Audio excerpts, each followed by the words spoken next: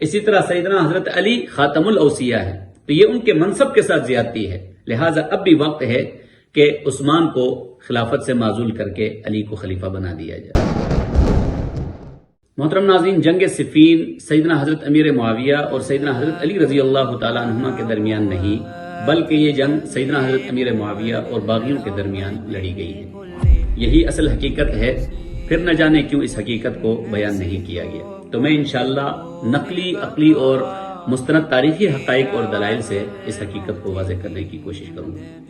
محترم ناظرین، جنگ صفین کی اصل حقیقت کو سمجھنے کے لیے اس سے قبل جنگ جمل اور شہادت عثمان رضی اللہ تعالیٰ عنہ کے پس منظر کا اجمالی خاکہ ہمارے ذہنوں میں ہونا ضروری ہے، اس لیے کہ جنگ صفین در حقیقت جنگ جمل اور قتل عثمان ہی کی ایک کڑی ہے اور اسی کا ایک تسلسل ہے۔ چنانچہ احادیث مبارکہ میں ایک فتنہ عظیم کے ظہور کا ذکر اور تاریخ کی مشہور اور مستند اور معتبر کتابوں یعنی تاریخ ابن کثیر، طبری، طبقات ابن سعد، تاریخ ابن اسیر اور بلازری وغیرہ کا بغور مطالعہ کرنے سے پتہ چلتا ہے کہ اس پورے فتنہ و فساد کی جڑ فتنہ سبائیت یعنی مشہور بدنام زمانہ یہودی النسل بدبخت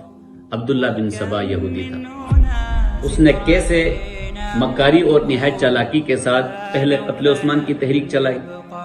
پھر کیسے جنگ جمل کی راہ ہموار کی اور بالآخر جنگ صفین کی فضا قائم کر کے مسلمانوں کو اس جنگ میں جھونک دیا۔ آئیے سنتے ہیں اس عنوان کا پہلا حصہ۔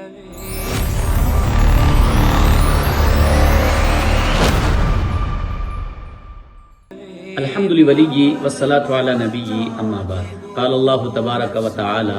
والفتنة اکبر من القتل، وقال النبی علیہ السلام انہا ستکون فتنة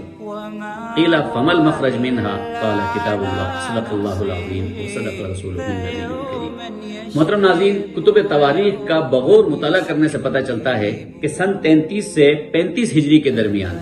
ایک یہودی النسل عبداللہ بن سبا نامی ایک بدبخت منافقت کی چادر میں اسلام کا لبادہ اوڑھ کر مسلمانوں کی پاکیزہ صف میں شامل ہو گئے۔ شروع میں اپنا اعتماد بنانے کے لیے فرشتوں میں کی طرح اپنے تقوی و طہارت اور عبادت و پرہیزگاری میں یہ اس قدر مشہور ہو گیا کہ مورخین نے لکھا ہے کہ نماز فجر میں مسجد میں داخل ہونے والا پہلا شخص بھی یہی ہوا کرتا تھا اور نماز عشاء کے بعد مسجد سے نکلنے والا آخری شخص بھی یہی ہوا کرتا تھا۔ چنانچہ جب اس نے دیکھا کہ آپ علیہ السلام کا سب سے قریبی رشتہ دار سیدنا حضرت علی رضی اللہ تعالیٰ عنہ ہیں اور لوگ بھی آپ سے بے پناہ محبت کرتے ہیں، تو بس یہیں سے اس نے اپنے اس ناپاک مشن کا ارادہ کر لیا۔ چنانچہ پھر وہ بصرہ جا کے لوگوں کو یہ کہہ کر ورگلانا شروع کر دیا کہ یہ کیا بات ہوئی کہ آپ علیہ السلام کا قریبی رشتہ دار اور آپ کا وصی یعنی علی تو یوں ہی بیٹھا رہے اور ادھر ادھر کے لوگ خلیفہ بن جائیں، حالانکہ ہر پیغمبر کا ایک وصی ہوتا ہے اور آپ علیہ السلام کا وصی حضرت علی ہے۔ جس طرح حضرت پیغمبر علیہ السلام خاتم الانبیاء ہیں، اسی طرح سیدنا حضرت علی خاتم الاوصیاء ہیں، تو یہ ان کے منصب کے ساتھ زیادتی ہے، لہٰذا اب بھی وقت ہے کہ عثمان کو خلافت سے معزول کر کے علی کو خلیفہ بنا دیا جائے۔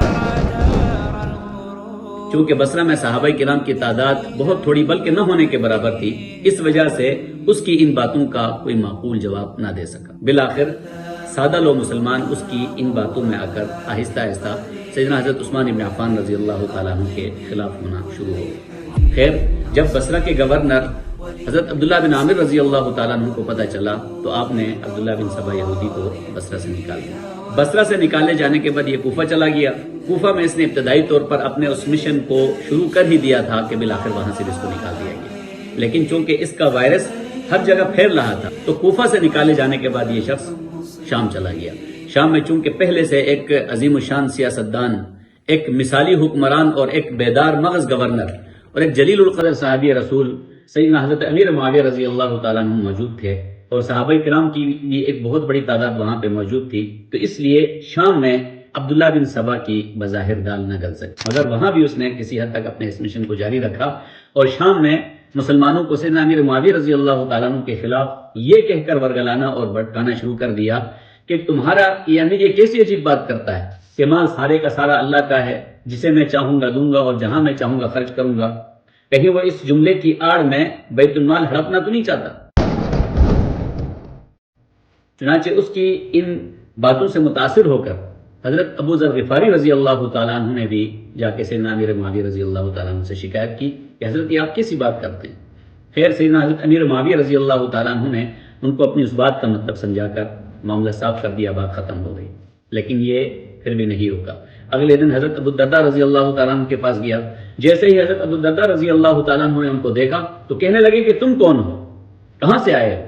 واللہ مجھے پورا یقین ہے کہ تم یہودی ہو۔ یہ کہہ کر انہوں نے ان کو نکال دیا اور یہاں سے یہ سیدھے حضرت عبادہ بن صامت رضی اللہ تعالیٰ عنہ کے پاس گئے۔ حضرت عبادہ بن صامت رضی اللہ تعالیٰ عنہ ان کو پکڑ کر سیدھے حضرت امیر معاویہ رضی اللہ تعالیٰ عنہ کے پاس لے گئے اور فرمانے لگے کہ یہی وہ شخص ہے جس نے کل ابو ذر کو آپ کے خلاف بھڑکایا تھا۔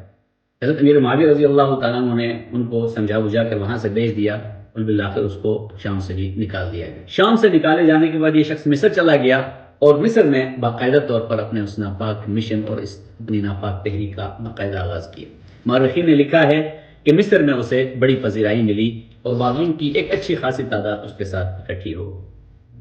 محترم ناظرین، مورخین نے لکھا ہے کہ عبداللہ بن سبا یہودی اپنے اس ناپاک مشن کے دوران اپنے ان ساتھیوں کے ساتھ جو دوسرے شہروں اور علاقوں میں اس نے تیار کیے تھے، خط و کتابت کے ذریعے رابطے میں بھی رہتا تھا اور کہیں جاسوسی کے ڈر سے، خط پکڑے جانے اور ان کے راز کے فاش ہونے کے ڈر سے ان لوگوں نے اپنا ایک خفیہ کوڈ ورڈ بھی رکھا ہوا تھا۔ وہ یہ تھا کہ جو تحریر لکھی ہوتی تھی اس تحریر کے مفہوم کا الٹ سمجھا جاتا تھا۔ یعنی اگر اس کے کسی کارندے نے اب کسی علاقے میں اپنے اس ناپاک مشن کی ناکامی کی اطلاع دینی ہوتی تو وہ خط میں لکھتا تھا کہ سب کچھ ٹھیک چل رہا ہے، جبکہ مطلب یہ ہوتا تھا کہ کچھ بھی ٹھیک نہیں چل رہا۔ تو جب عبداللہ بن سبا یہودی نے دیکھا کہ اس کے ساتھ کافی سارے باغی اور اس کے حمایتی اکٹھے ہو گئے ہیں، تو اب یہاں سے اس نے اپنے اس ناپاک مشن کے باقاعدہ آغاز کے لیے ایک ماسٹر پلان تیار کیا اور اس کی پہلی چال چلی۔